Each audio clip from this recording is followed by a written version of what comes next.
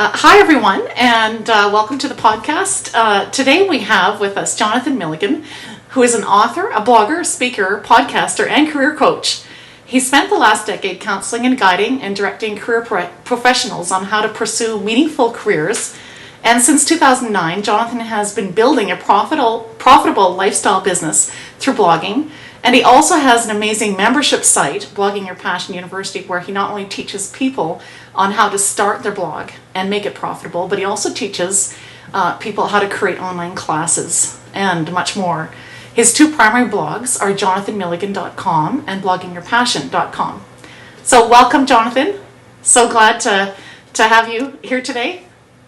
Absolutely. Thanks for having me, Lorna. Oh, for sure. Yes. Well, I started learning how to create classes in your Blogging Your Passion University, and I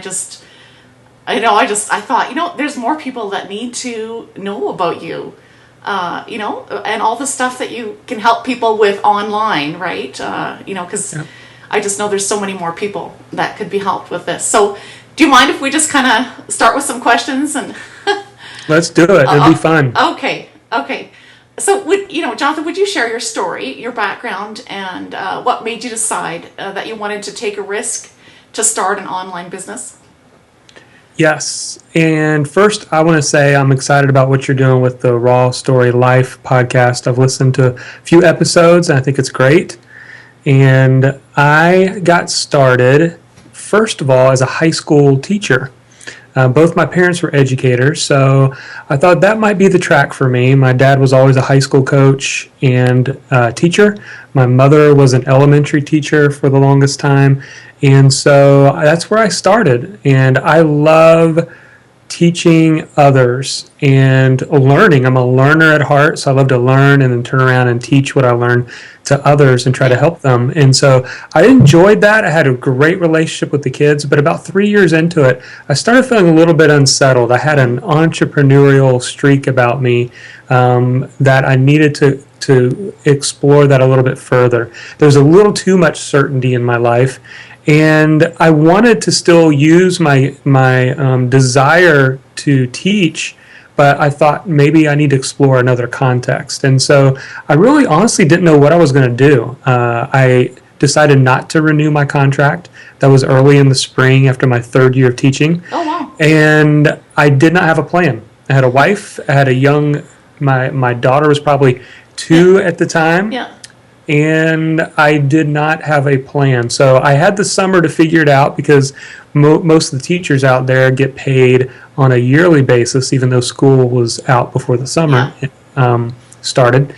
And so I actually ended up landing a call center job, and I worked that at nights to provide for my family. And during the days, I spent reading a lot of books, taking some courses, looking at all my options of what my next move was going to be, something in the entrepreneurial realm. And finally, after about 9 months, I came to this place where I felt like I was doing all this learning and I was taking zero action. And I got to the place that I like to describe that I was ready to go fail at something. The pain of not going after my dreams was greater than the pain or fear of trying something and failing at it. Oh, wow. And so that led me into a chain of events where eventually I actually joined a startup entrepreneurial executive search firm where I worked 100% commission, did that for 7 years, which eventually led into blogging. So that's kind of where I am today. Oh, that's so interesting. And I really like what you said, that you the fear of of not going forward in something. You were willing to take a risk, right? Willing to fail. Yes, and it's almost like I wanted to do something and fail at it just because I was tired of not taking action. Yeah. No, that's really good. I just think that's going to ring a bell for a lot of people, right? That might be where they're at. So, you started blogging, and, I know from first-hand experience, you're a great mentor and a coach for people. And, especially in the area of blogging and learning to teach, online, learning how to, for them to learn how to create online courses. And so how was it that you knew that blogging would be your thing, or how did you discover what you were passionate about, and that sort of the steps, I guess, with that? Yeah, it was one of those things where it kind of came through over a period of time of discovery and considering my own gifts, where I felt like I could contribute. Yeah. But I would say when I was doing the executive search thing, I did it for 7 years. And if most people know anything about headhunters, especially what I was doing permanent placement. So, a lot of the fees were large fees, but they are feast or famine. So there were times where you would earn a $25,000 fee, but then in the back of your mind, you wondered how many months was it going to be until I landed my next big deal. And so I wanted to be able to take all this experience and knowledge that I had. I guess it goes back to having a passion for teaching. Yeah. And I was doing a lot of it on the phone, but I was doing it one-on-one, and I was doing it for free because I wasn't earning income by counseling people that I was talking to. I earned income by finding them a job. Yeah. And so I started stumbling around, looking around, and I felt like blogging was an opportunity for me to share my experience, help more people, especially back in 2008 and early 2009. Yeah. Everything was coming unraveled. And so all these friendships I built were all out of work, looking for help. And so I wanted to refer them to my blog, give them tips about resumes, interviewing, networking, everything I could. And so I saw it as an opportunity to help a lot of people. And it just started slowly over time growing from there. And so that's what kind of got me into blogging and kind of discovering that I had a passion for writing. Honestly, Lorna, I'd kind of put it on the shelf because when I was in college, I was in this persuasive writing class, I believe it was, and I was having fun time writing these short stories. Yeah. But I had a professor who was discouraging me, and literally to the point where I just kind of gave up on that dream for a while. And so blogging was an opportunity for me to kind of explore that passion for writing again. Oh, I love that. And just both your blogs, I just love them. They're so informative. I learn so much every time you write something. So I just wanted to tell you that. Thank you. Yeah. So kind of going on with that, talking about that you took some writing classes and stuff. I've discovered that you've been writing, and sending out a couple of samples of chapters of your new book, The Gift. And I love it. I'm totally a story person. So, and so, I don't know, it just pulls me in, right? I'm sure there's people listening, who are frustrated, similar to how Mac is frustrated in your book, the story of Mac, with his work and stuff, and about life basically in general, right? So would you talk to people about how they could get started on discovering the gift they have to offer the world, or just even work, move toward work that matters, I guess, work that you love? Absolutely. And I'll do my best to try to give some insights. For me, as working as an executive recruiter, I spent 7 years typically sitting down with 10 people a week was always the goal. And a lot of these people I sat down with were people who were unhappy in their work. Yes. They felt stressed out. They felt like what they did didn't matter. They felt like the work that they did, they just would hand it off to somebody else, and they never saw the fruits of their labor. And so I met a lot of people that were discouraged. And so I started tuning in after a while and seeing that there was a few, really 4 primary areas that they were all seeking and looking for. And so I started thinking about different ways that I could maybe eventually teach others this. Yeah. And I love stories. When my kids were little, they would have me teach them or make up stories at bedtime. Oh, that's awesome. I love that. And I would just make up stories. My mom was always a storyteller, so I loved listening to a lot of her stories. And so, I think a lot of career books out there, personality tests, they can be kind of dull and boring and not all that exciting. And so one of my motivations for writing this book was really to get a message out. And the message was this, that you have a gift. And that, second of all, your gift is needed in the world. Yeah. And for me, I want to try to help others understand that they're more than just a set of letters from a test. They're more than just a ISFJ, or they're more than just being kind of cornered into a personality group, but that they're very unique in that there will never be another person just like them. Yeah.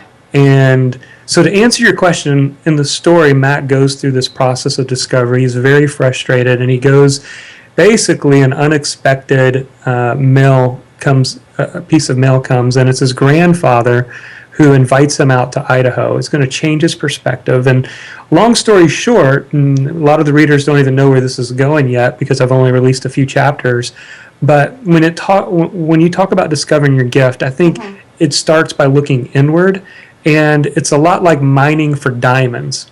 Yeah. And that's exactly what's going to happen in the book, is the main character, Mac, is going to learn about mining for diamonds, and in the process, he's going to learn some very important lessons. And so that's a little bit about the process. Yeah. If any of your listeners want to grab the first few chapters of the book, they can get it over at jonathanmilligan.com/thegift.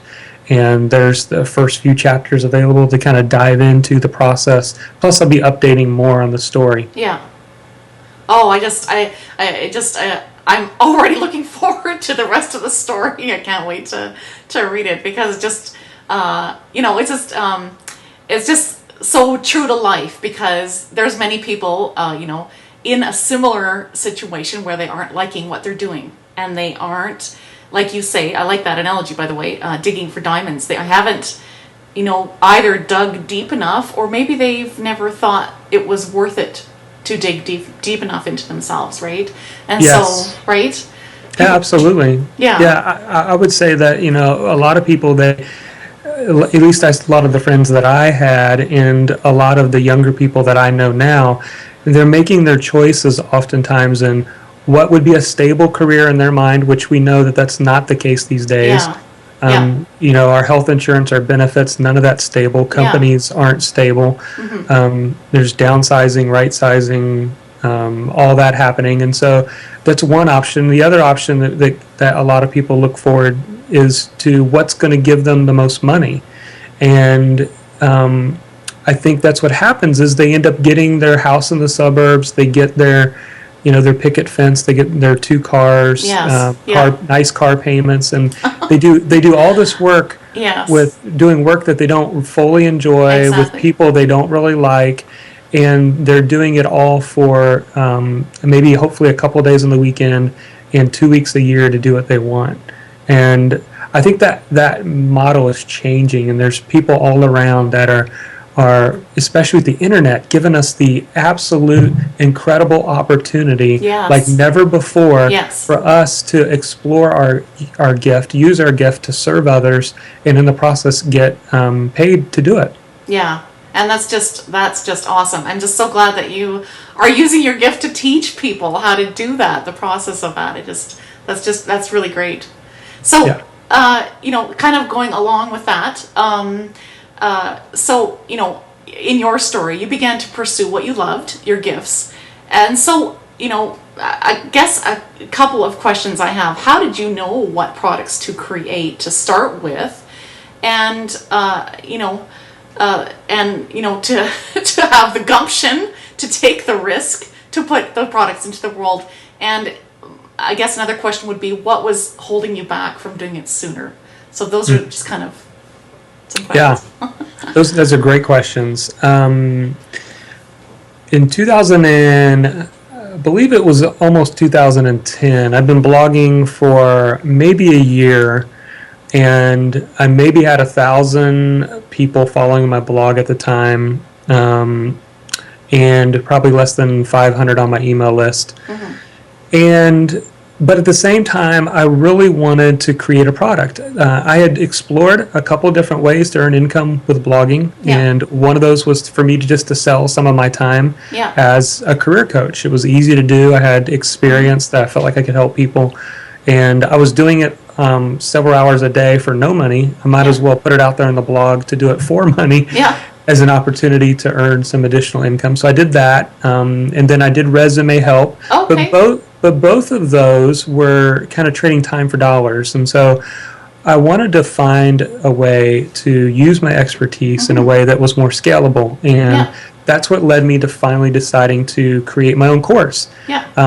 Now, it was a job search course. It was called Job Search Mastermind. It was an 18-week course that people could go through, and it just gave them the process, everything I knew about the job search from the beginning all the way through, from designing your resume to negotiating your salary. And but I was kind of overwhelmed at, am I going to create this entire 18-week video course and then nobody buys it? It'll feel like a complete waste of my time.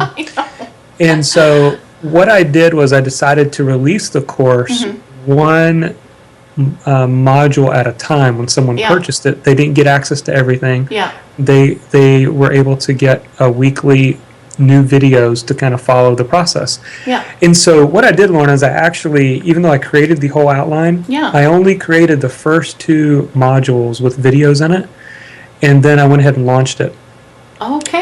So I went ahead and launched it. That opening weekend, I had about 15 people that purchased it, and 2 are from Australia, which I thought that was the coolest thing in the world. That is cool.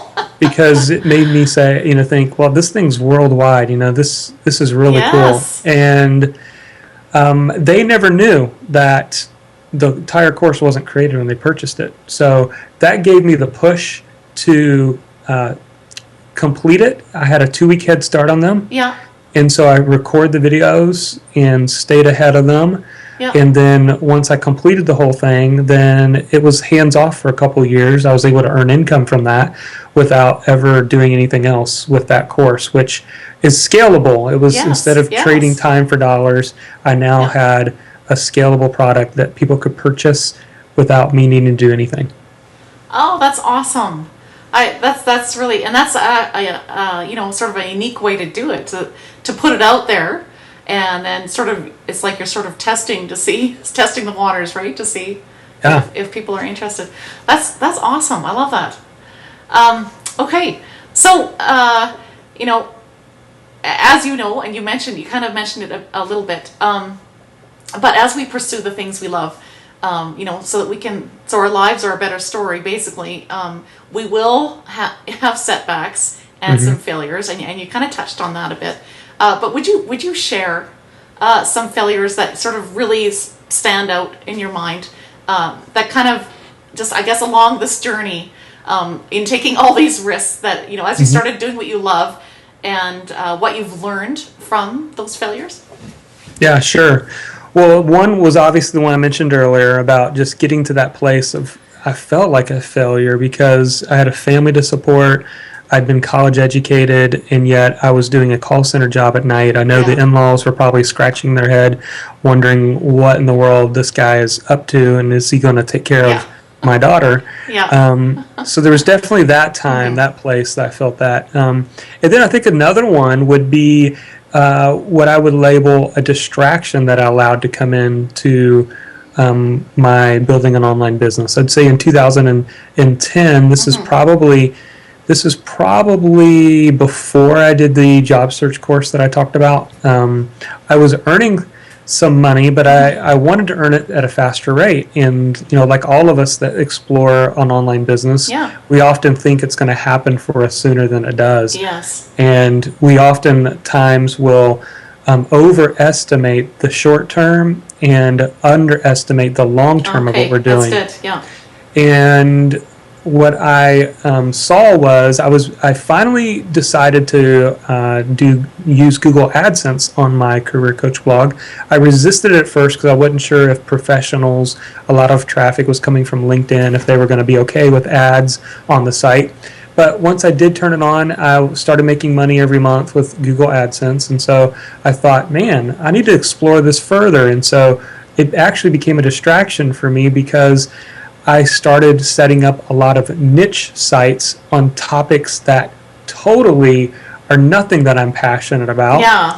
And because they were considered to be good Google AdSense earners. I had a niche site that I created about, I guess it was about solar covers that you put on a pool. And I mean, just anything that looked profitable. And so I found myself completely scattered. Yeah. I was earning a little bit of money on these sites, but not nearly where I needed to be with the effort I was putting in. And then it wasn't true to what I originally started off with, which was providing value and making impact in people's lives. I felt like I was chasing the money, and so that was a distraction for me that I had to eventually get rid of. Some of them I just got. A few of them I did sell to other people, and the other ones I just got rid of, and I got focused back on my mission of helping people. Yeah. Oh, that's really good. So you kind of learned through that process to, watch what you're focusing on, I guess, right? Yeah. Absolutely. That's good. Well, no, that's something that I think we can all. It's just I think I'm not the only one that sometimes is distracted by social media or So I think that's something that we can all sort of learn from. So on your blog, especially the JonathanMilligan.com blog, you talk a lot about productivity and how to get rid of the clutter that often bombards us. And so, this is normal probably for anyone, but in the world of being an online, blogger and creative entrepreneur and doing all that you can to get, what you create out into the world, it's a little like a roller coaster. So how do you balance your time, I guess, would be my question. Yep. And this is a big one because this is something that all of us struggle with. Yes. I know it overwhelms me from time to time, even though I write a lot about it and I love reading about it. And sometimes I have to remind myself of what I've even written about. I teach myself and coach myself in productivity because I forget, I slip, I mess up. But one of the things that helps me is, first of all, I start off in the morning, and it could be the night before. Some people do it the night before. I just start with writing a fresh to-do list. Even though though I use a software called Noseby. Okay. It's a to-do. Noseby, I haven't heard of that. Okay. Yeah, it's a to-do manager that I use, and I really enjoy using it. Yeah. And I have a lot of tasks in there that sometimes it takes me a while to get to them. But I still start off the morning with writing a fresh, this is what I need to get done today. And then I assign a time to each of them. Yeah. And over time, I've learned to add more time than I think, because I think oftentimes we are, especially as entrepreneurs, we are overly optimistic with how much we get done in a day. Exactly. And so if I have an 8-hour day and I don't schedule my list to fill up 8 hours, because it's just not going to happen. Yeah. So I try to go at least 50% and say I'm going to fill up 4 hours. And then it leaves room for different things. Yes. But that's one thing I do. The other thing that's really been helpful for me, and this is for creative professions out there, is I have a mantra that I live by, and that is do creative work first, reactive work second. Yeah. And that has helped me more than anything, because what happens is we can get sucked into email, social media, what's the latest happening on Twitter and Facebook, and then that email takes us here and there, and we're checking the news or we're reading a blog, and then now we're looking at the latest news, and it's 11 o'clock and we haven't done anything. And so for me, I start by doing creative work first. And creative work for me is anything that's related to like text, audio, or video that I'm creating. Whether it's a podcast or a blog post, writing my book, creating my next course. I do those things in the morning. Also because I'm just less energetic in the afternoons. My creativity juices and battery power life is on all-time low. My willpower is much more lower in the afternoon. So I can frustrate myself if I'm only doing the creative work in the afternoon. So that's what helps me. That's really good. Yeah. And I like what you said about the, I think I need to do that, because often this is, and I think there's people listening that, the ears probably perked when they heard you say, scale it back to 50%, because that's part of that's part of what frustrates me. I had this whole list. What happened, and I didn't, and then you end up feeling like, and am I just not quick enough? Am I just Yeah. not, all this Yeah. stuff, right? Lorna, step one for us is to accept the fact that we're never really going to get it all done. Okay. If we can accept that and be okay, we're never going to say, you know what, I'm done and I don't have anything else to do today. Oh, that'll never happen. No, that's not going to happen, especially for creative professions, Yes. especially for entrepreneurs, because we're full of ideas. Yeah. We have lots and lots of ideas. What we need more than anything is to focus, narrow it down, and focus on the things that we need to get done. Yeah. No, that's really good. That's a big, golden nugget right there. So, here's another sort of, I guess that's similar, along a similar vein, but what is the best advice you've ever received? And what is your own personal habits that contributes to your own success? Now, you might have just told us that, but Sure. What would be the best advice that you've ever received? I'd say there's two things. One that's really helped me is a statement that I heard called "Clarity comes from movement." Yeah. And for me, I needed to hear that because I'm a learner, and it's one of my top 5 strengths. It is something that I've always known about myself. I love to learn. Yeah. But what happens is, for those who have a passion for learning out there, is the fact that we don't take action and that we're trying to get all of our ducks in a row before we take a step forward. But when you realize that you're going to be foggy until you move, and that clarity that you're looking for actually comes from movement, from doing things, you're going to be better off. And so clarity comes from movement is one. The second one that's kind of a cousin to that would be advice that I first heard or read in John Acuff's book, Start, and that is to be a scientist. And that's something that I, looking back, was like, oh, that's what I'm doing. But the point is, be a scientist, because scientists don't fail, they experiment. And you have to be willing to experiment and be okay with the fact that things that you may do may fail. And so if you can get the fact that clarity comes from movement and that scientists don't fail, they experiment, it'll get you unstuck from that procrastination trap. And it'll get you moving into just getting started and believing that you can improve it along the way. Yeah, that is really good. Yeah, because it's way too easy to get caught in that, oh, but this isn't quite ready yet. It's not perfect. So that's really good.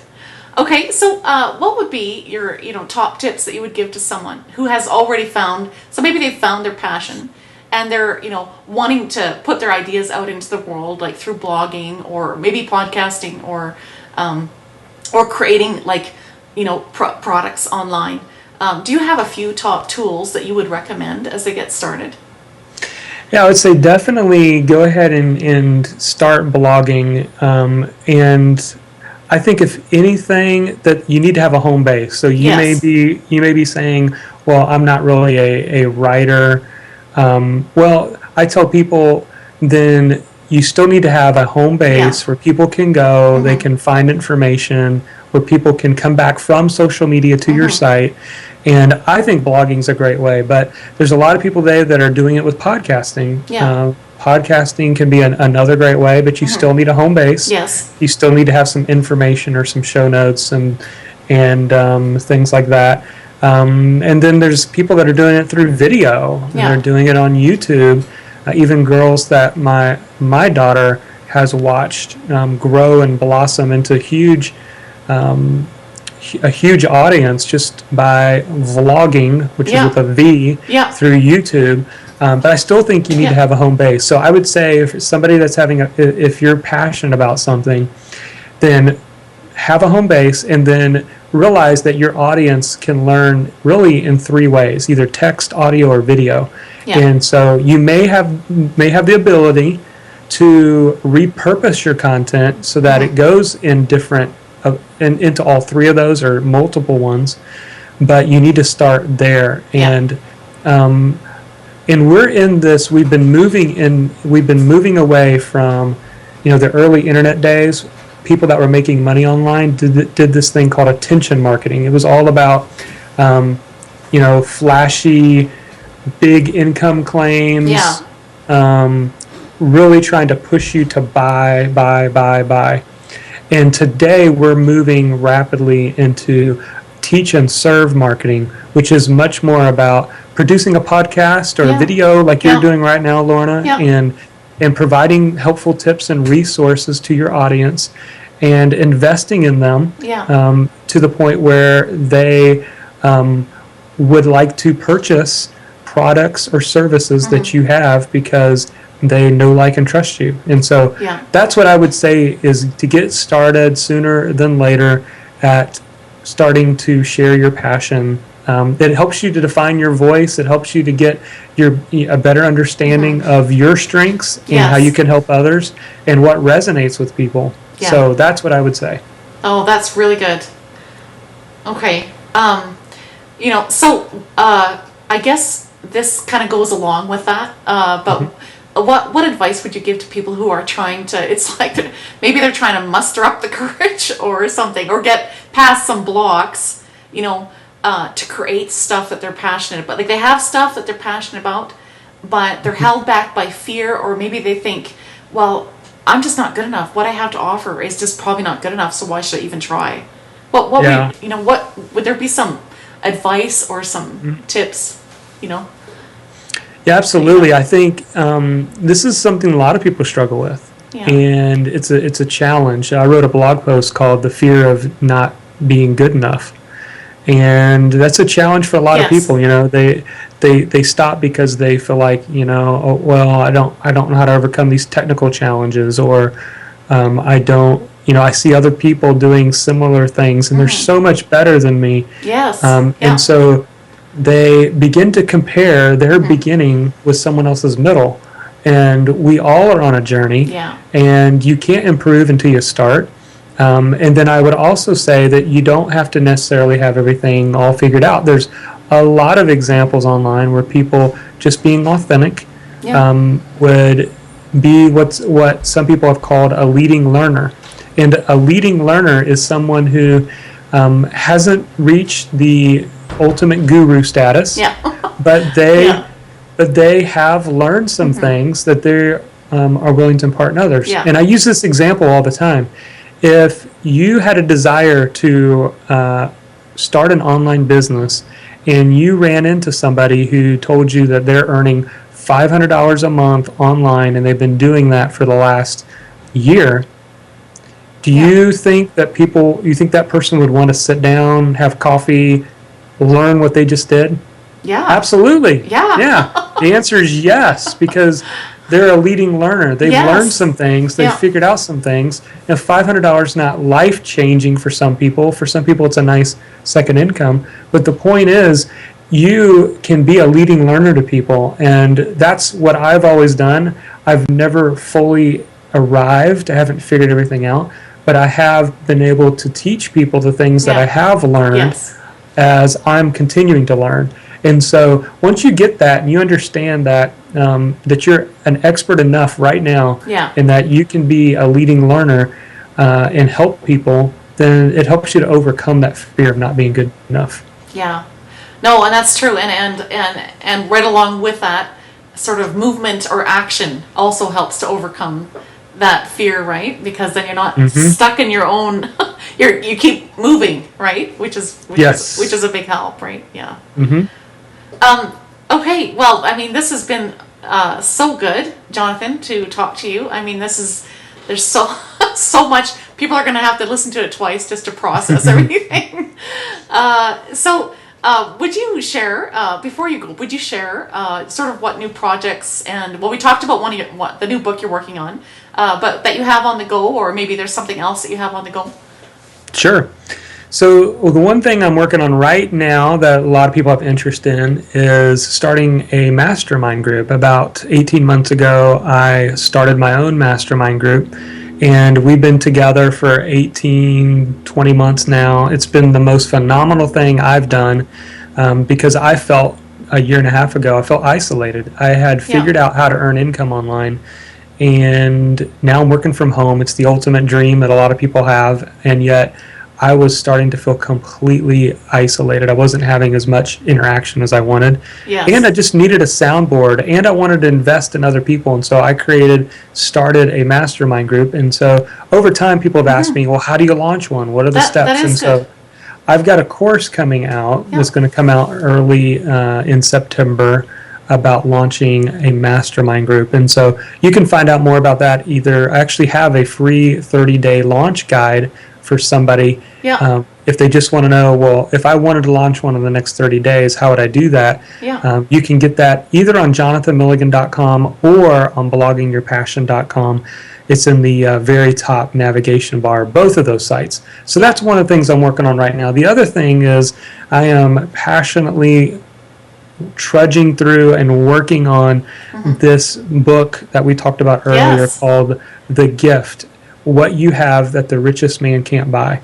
And my goal is to make it a story that the second half of the book is going to be exercises related to the story that you can take and apply to yourself in discovering that gift that you have that can help you make an impact in the world. So that's something I'm working on right now. I'm possibly talking to a book publisher about publishing it, or I may just choose to go the self-published route. I haven't decided yet.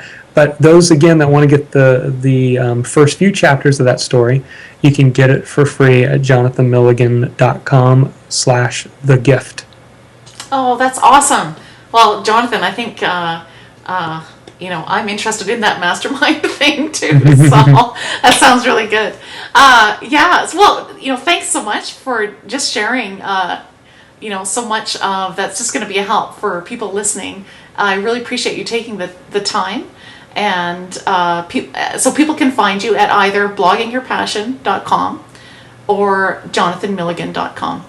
And I would highly encourage anyone to go and check out sort of those free samples at jonathanmilligan.com /the gift, and check out the samples of his new book, The Gift, because it's just amazing, and it'll just really help you as you move forward.